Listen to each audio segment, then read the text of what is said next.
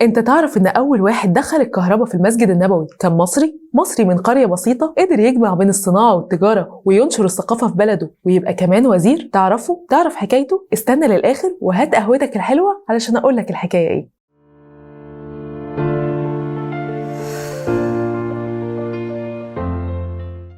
أحمد باشا حمزة اتولد أحمد باشا في مايو 1891 في قرية طحانوب مركز شبين القناطر محافظة القليوبية. أسرته كانت من الأعيان، دخل المدرسة وتعلم رغم إن الوقت ده كانت الأمية منتشرة. يسافر بعدها لبرمنجهام في إنجلترا علشان يدخل الجامعة هناك ويدرس هندسة قسم ميكانيكا. ولما رجع من إنجلترا كانت فكرة إنتاج الزيوت العطرية مسيطرة عليه وقرر ينفذها، وفعلا بدأ بزراعة الياسمين والزهور ويعمل مصنع الياسمين عشان تتحول لزيوت عطرية ويصدرها لأشهر مصانع العطور في العالم، وبكده يكون أول واحد يصنع ويصدر الزيوت العطرية في الشرق الأوسط.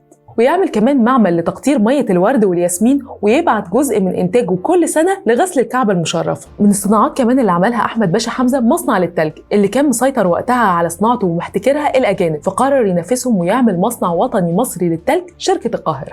أحمد باشا حمزة كان عنده شغف وحب للثقافة والعلم، فكان بيشجع أهل قريته وأولادهم على التعليم وبنى لهم هناك معهد ديني تابع للأزهر، وكمان اتبرع بأرضه علشان يتبني عليها مدارس إعدادي وثانوي علشان يساعد ويساهم أكتر في تعليم أهل بلده.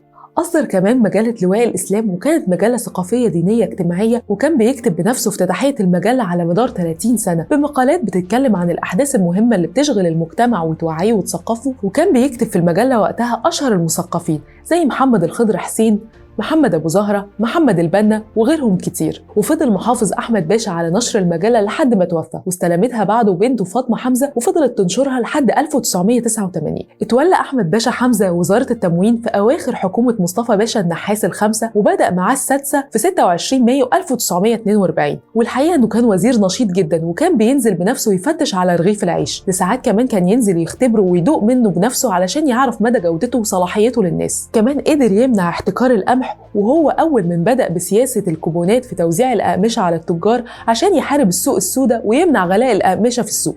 في الوزارة السابعة للنحاس باشا اتولى أحمد باشا حمزة وزارتين، أولها وزارة الزراعة من يناير 1950 لغاية نوفمبر 50، ورجع تاني لوزارة التموين من نوفمبر 1950 لحد نهاية الوزارة في يناير 52. وفي خلال عهده في وزارة الزراعة كان عنده خطط لإعمار الصحراء والتوسع في الإنتاج الحيواني والاهتمام بالأراضي الزراعية ومحاربة الآفات الزراعية كمان. حصل أحمد باشا حمزة على البشوية في 6 مايو 1951 مع مجموعة من وزراء الوفد ساعتها. وتعال احكي لك بقى ايه حكايه احمد باشا حمزه مع المسجد النبوي، وازاي هو اول واحد دخل فيه الكهرباء، وحصل له ايه لما حقق امنيته الكبيره ودخل قبر الرسول.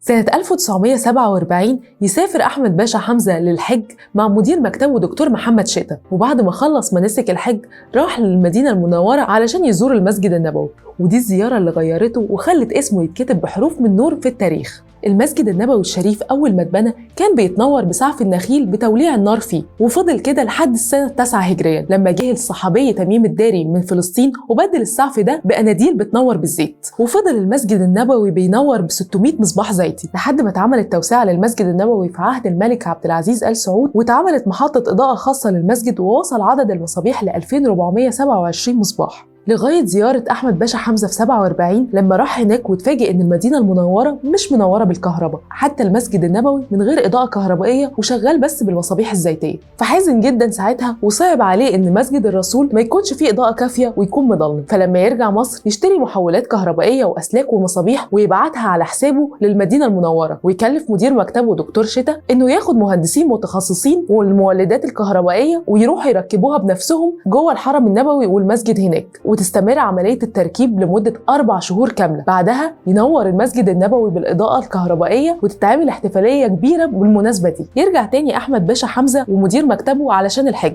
ويزور تاني المدينة المنورة عشان يطمن على الإضاءة بتاعته، ويستقبلهم ساعتها أمير المدينة المنورة بنفسه ويفضل معاهم طول أيام الزيارة. ولما كانوا هم الثلاثة جوه المسجد النبوي مال أحمد باشا على مدير مكتبه ووشوشه في ودنه، فلما خرج سأل أمير المدينة دكتور شتا عن سبب الهمس والوشوشة دي، فدكتور شتا رد عليه قال له ان الباشا كان بيكلمه عن امنيته الكبيره. فامير المدينه ساله هي ايه؟ قال له ان امنيته انه يدخل قبر الرسول. فسكت شويه امير المدينه واعتذر له وقال له انه مش من حقه ان هو ياخد قرار زي ده، وان دخول المقصوره قبر الرسول محتاج صدور امر ملكي. وجات المفاجاه بعد 24 ساعه بس، وصدر امر ملكي لاحمد باشا ومدير مكتبه بدخول مقصوره قبر الرسول. فراح الدكتور شتا وهو طاير من الفرحه يبشر الباشا ويساله الباشا هو احنا ممكن ندخل امتى؟ قال له من بكره سعادتك. فيرد عليه الباشا بعد تفكير ويقول له بكره؟ مش ممكن ندخل اطهر مكان في الارض من غير ما نكون مستعدين. ويفضل الباشا فعلا 3 ايام جوه المسجد النبوي يتعبد ويصلي ويقرا قران، ويدخل بعدها لمقصوره قبر الرسول.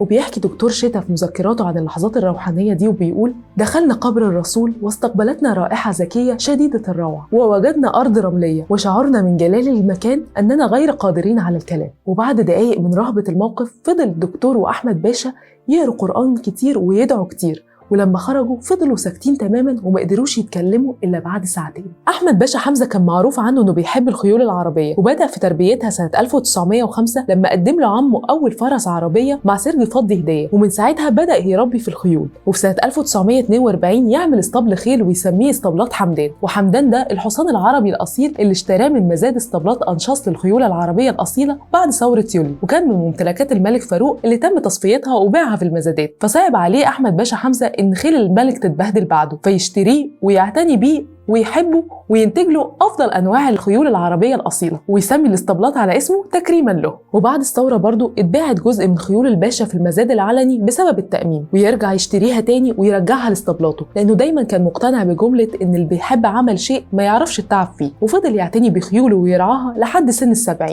يتوفى احمد باشا حمزه سنه 1977 بعد تاريخ حافل من العطاء وخدمه البلد، وبعد ما نال شرف ما بعده شرف باضاءه المسجد النبوي. رحم الله الباشا الفارس أحمد حمزة. حكايتنا عن أحمد حمزة خلصت، بس حكاياتنا لسه ما خلصتش. لو عايزين حكايات تانية كتير ما تنسوش تعملوا لنا لايك وشير وسبسكرايب على اليوتيوب، ولايك وفولو على الفيسبوك. استنونا في حكايات تانية جديدة في تعال احكي لك مع سارة حسن.